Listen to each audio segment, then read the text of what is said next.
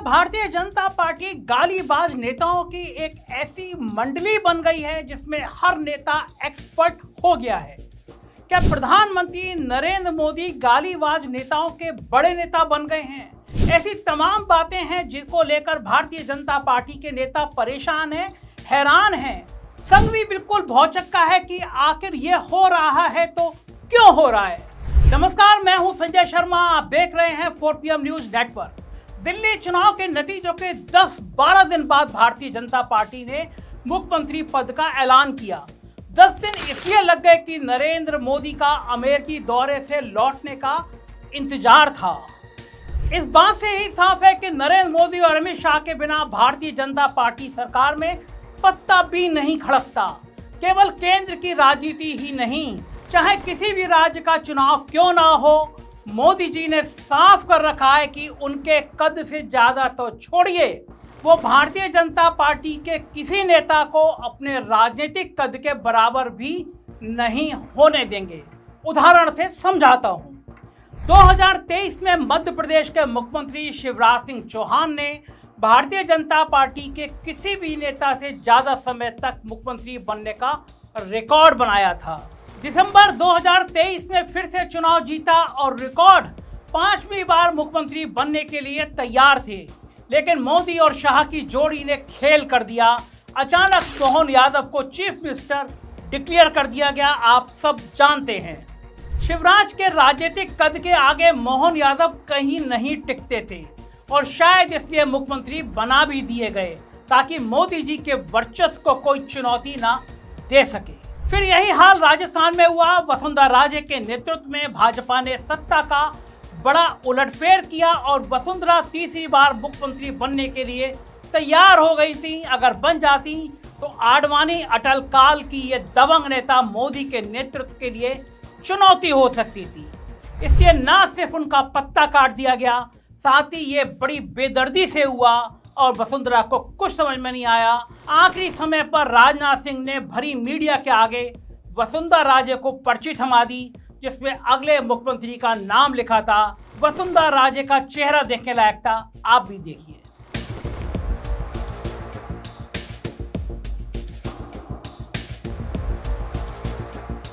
चेहरे पर यह हैरानी स्वाभाविक थी क्योंकि पहली बार एमएलए बने भजन लाल शर्मा को सीधे मुख्यमंत्री बना दिया गया था।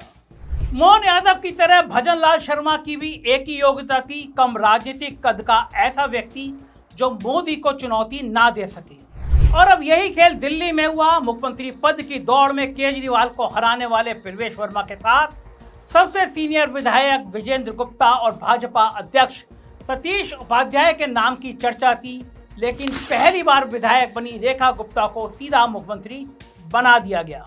ये कहीं भी रेस में नहीं थी, लेकिन भाजपा के गलियारों में अब एक बात आम हो चली है। मोदी और शाह को छोड़कर कोई कहीं नहीं जानता, कभी नहीं जानता कि कब किस वक्त किसको मंत्री या मुख्यमंत्री बना दिया जाएगा। दिल्ली देश की राजधानी है, यहाँ का मुख्यमंत्री पूरे भारत देश में अपनी एक खास पहचान बना लेता है। इसलिए मोदी जी की दूरदर्शिता देखिए कि कमान ऐसे नेता को दी गई जो इनके आदेश की सीमा से कभी बाहर ही ना जा सके। साथ ही मोदी राज में मंत्री बनने के लिए एक और योग्यता का होना आवश्यक है। जो मोदी को लुभाना चाहता है, उसके अंदर भाषा की गर्मा केवल मोदी जी की चरण वंदना के लिए सीमित होनी चाहिए। इसके अलावा जो नेता जितनी गाली देंगे, जितना गलत बर्ताव करेंगे, जितनी अभद्र भाषा का प्रयोग करेंगे, वो उतनी ही तेजी से सत्ता के गलियारों में पहुंच जाएंगे। अगर यकीन नहीं हो रहा है तो आपको एक एक करके गाली गलौज की नई संस्कृति लाने वाले इन भाजपा के नेताओं के कारनामे ध्यान से सुनाता हूं। शुरुआत करते हैं वर्तमान में हर तरफ चर्चा में रही मौजूद दिल्ली की नई मुख्यमंत्री रेखा गुप्ता से। वैसे तो 50 साल की रेखा जी का राजनीतिक जीवन छात्र राजनीति से शुरू हो गया था। 1996 और 1997 में दिल्ली छात्र संघ का चुनाव जीती, बाद में पार्षद भी बनी और इस लंबी राजनीति में उन्होंने एक ही बात सीखी, जितना बुरा बोल सकते हो बोलो। समय रैना और रणबीर अलाहाबादिया से बहुत पहले रेखा जी अश्लील भाषा प्रयोग करने के सब रिकॉर्ड तोड़ चुकी हैं। 5 अक्टूबर 2016 को इन्होंने ट्वीट पर लिखा था कि केजरीवाल अपना जन्मदिन कभी नहीं मनाता। उन्होंने अपनी मां से घटना का वीडियो मांगा था जिसे वो दे नहीं सकी। शर्मनाक बयान था। रेखा गुप्ता की अमर्यादित भाषा का ये इकलौता उदाहरण नहीं है। 2019 का ट्वीट तो सारी हदें पार कर गया। वो लिखती हैं, अरविंद केजरीवाल, दिल्ली तेरे बाप की नहीं है जो तू यहाँ मुख्यमंत्री बनकर बकवास कर रहा है। दिल्ली जनता की है और जनता ही तुझे तेरी माँ की कोख में वापस भिजवाएगी, कहीं ना कहीं का। तो देखा आपने, कितना आसान है। सिटिंग चीफ मिनिस्टर को माँ की गाली दीजिए और चमत्कार देखिए, इन्हीं गालियों के बल पर खुद चीफ मिनिस्टर बन जाइए। रेखा 2015 में विधानसभा चुनाव हारी, 2020 में फिर से हारी, उसके बाद 2023 में मेयर का चुनाव भी हारी। लेकिन इनके पुराने अश्लील, भद्दे, गंदे ट्वीट्स की महिमा देखिए। पहली बार विधायक बनते ही सीधे मुख्यमंत्री बना दिया गया। मोदी हैं तो मुमकिन है। हालांकि रेखा गुप्ता जी की योग्यता सिर्फ गलत जबान चलाने तक सीमित नहीं है। राजनीतिक मर्यादा ताक पर रखकर हाथ पैर चलाने में भी ये पीछे नहीं रही हैं। ये वीडियो देखिए।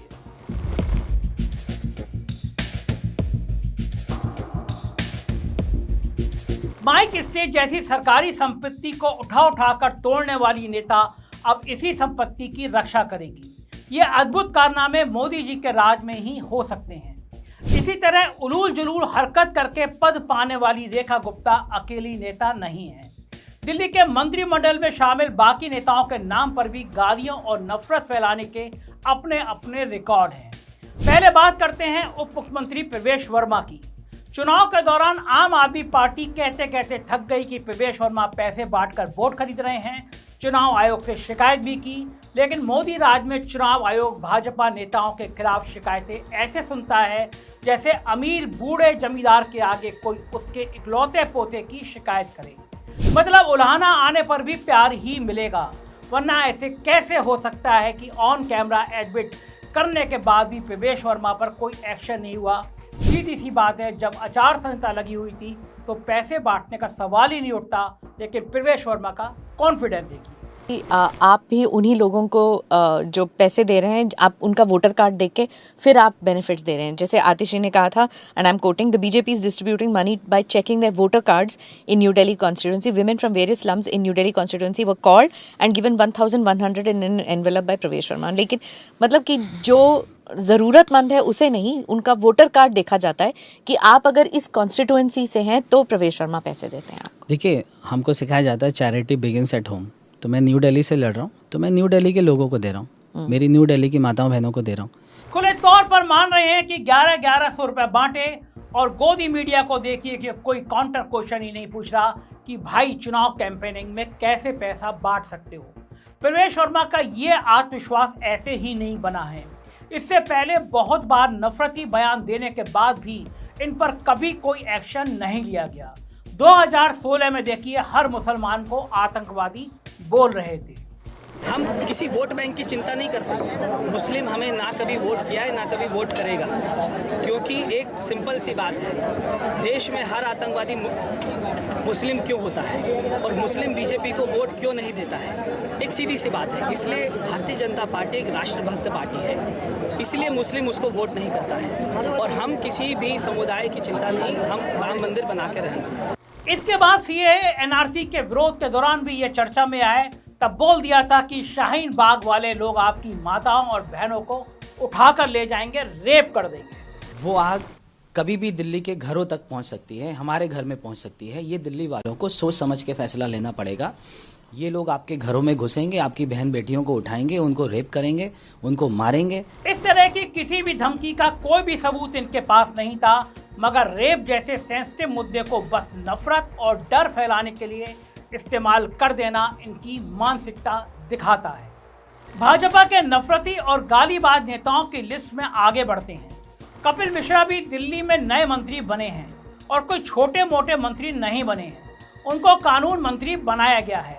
दिल्ली दंगों में जब कपिल मिश्रा का नाम आने के बाद भी दिल्ली पुलिस ने उन्हें मुजरिम नहीं बनाया, तो दिल्ली हाई कोर्ट ने साफ तौर पर कहा कि या तो पुलिस ने कपिल मिश्रा के खिलाफ जांच नहीं की या फिर उनके नाम का कवर अप कर दिया गया। उस वक्त के दिल्ली हाई कोर्ट के जज जस्टिस मुरलीधर ने यह बात भी वीडियो क्लिप देखकर की थी, आप भी देखिए।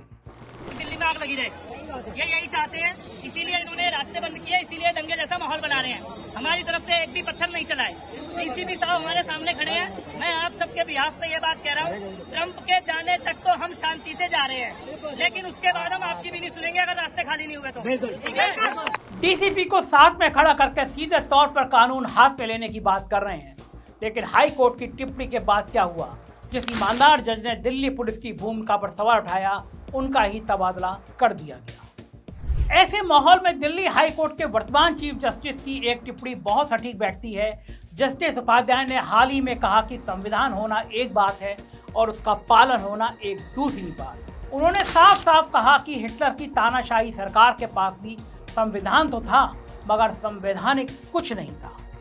उसी तरह आज के दौर में जब नेताओं को गाली देने और नफरत फैलाने की पूरी आज़ादी मालूम होती है, तो सच में लगता है कि संविधान भी किसी धार्मिक किताब की तरह इस्तेमाल तो नहीं किया जा रहा है, बस पूजा जा रहा है। गालियां देने और नफरत फैलाने का ये आचरण जब किसी युवा या कम पढ़े लिखे व्यक्ति द्वारा किया जाए तो हम सोच सकते हैं कि आदमी भटका हुआ है, लेकिन जब सोच समझकर राजनीति की सीढ़ियां चढ़ने के लिए इस्तेमाल हो और इसका फायदा भी मिलता हुआ दिखे, तो सचमुच सिस्टम में भारी कमी लगती है। आज हिंदुत्व के पोस्टर बॉय बने हुए कपिल मिश्रा का राजनीतिक सफर आम आदमी पार्टी से शुरू हुआ। 2015 में केजरीवाल सरकार में मंत्री थे। उस वक्त मोदी को आईएसआई का एजेंट बुलाते थे, उनके चरित्र पर सवाल खड़े करते थे।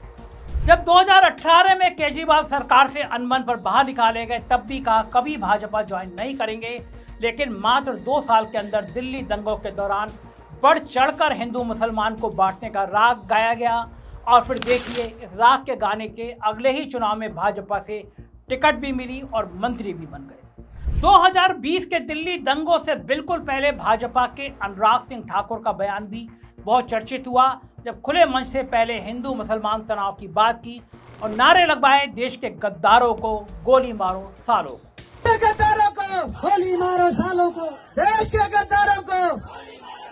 लेकिन वारी दिल्ली पुलिस को इस बयान में कुछ भी ऐसा नहीं लगा जिस पर कार्रवाई हो।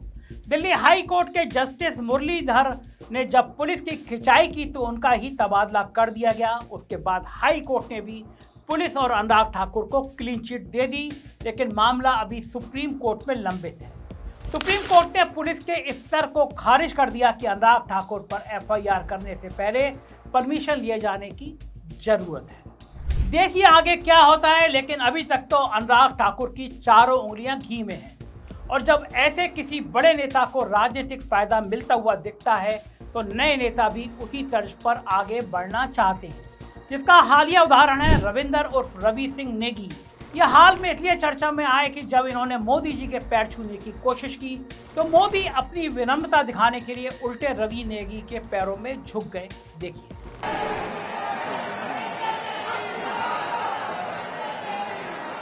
मगर यहाँ जरूरी बात यह है कि रवि नेगी केवल कुछ वक्त पहले तक केवल एक पार्षद थे। एक पार्षद को प्रधानमंत्री के साथ स्टेज शेयर करने का मौका कैसे मिला, उसकी खास वजह है रवि नेगी का मुसलमान विरोधी अभियान।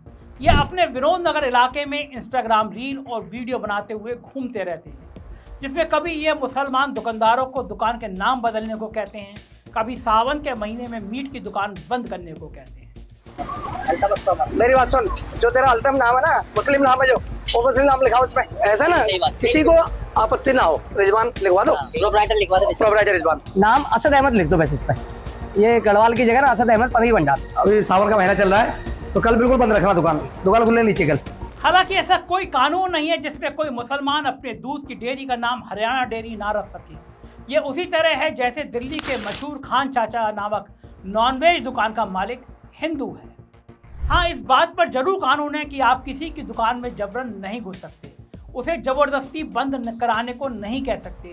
लेकिन रविंदर नेगी पर कोई कार्रवाई तो दूर की बात है, उल्टे पार्षद से प्रमोशन करके विधायक का टिकट दिया गया। आम आदमी के पढ़े लिखे कैंडिडेट अवध ओझा को रविंदर नेगी ने पटपड़गंज से हरा दिया। सोचिए, एक तरफ आईएएस की कोचिंग देने वाला अध्यापक और दूसरी तरफ अपने ही देश में हिंदू मुसलमान को बांटने वाला इंसान, और कितनी आसानी से नफरत पढ़ाई लिखाई के ऊपर हावी हो चली। गाली गलौज और नफरत का यह माहौल जो नेता फैला रहे हैं, इसे खत्म करने की जिम्मेदारी हम आप जैसे वोटरों पर भी है। आप अगर ये सोच रहे हैं कि हम तो हिंदू हैं और हमारी रक्षा के लिए मुसलमानों को गाली दी जा रही है और ये अच्छी बात है, तो आप बिल्कुल गलत हैं। सवाल ये नहीं है कि किसे गाली दी जा रही है, सवाल ये है कि ऐसा इंसान जो गाली देता है, गलत भाषा का प्रयोग करता है, क्या वो किसी को भी अपना नेता मान सकता है? क्या वो किसी का भी नेता हो सकता है? जी नहीं, क्योंकि आज वो हिंदू को खुश करने के लिए मुसलमान को गाली देगा, कल ऊंची जाति को खुश करने के लिए दलित को गाली देगा और परसों मर्दों को खुश करने के लिए औरत को गाली देगा, क्योंकि उसको बस सिर्फ गाली देना आता है। क्या कानून को ना मानने वाला कभी भी कानून का रखवाला बन सकता है? जी नहीं, वो बस अपने फायदे के लिए कानून को तोड़ मरोड़ सकता है। हर वो नेता जो आपके भले की बात किसी के बुरे में दिखाए, वो आपका भी दुश्मन है। आपके बच्चों को अच्छी शिक्षा के लिए अच्छे स्कूल की जरूरत है, किसी दूसरे धर्म के बच्चे का स्कूल छुड़वाने की नहीं। आपके मंदिर में बैठा भगवान आपकी प्रार्थना से खुश होता है, पड़ोस की मस्जिद बंद कराकर नहीं। आपकी गंगा मैया को इस बात से फर्क पड़ता है कि वो साफ है या नहीं, इस बात से फर्क नहीं पड़ता कि वो प्रयागराज में बह रही है या फिर इलाहाबाद। इसलिए गाली और नफरत की राजनीति को नकार दीजिए, तभी हम अपने बच्चों के लिए एक प्यारा सा हिंदुस्तान छोड़कर जाएंगे। मुझे आपकी राय का इंतजार रहेगा। चैनल को सब्सक्राइब और ज्वाइन जरूर कीजिएगा। शुक्रिया, थैंक यू।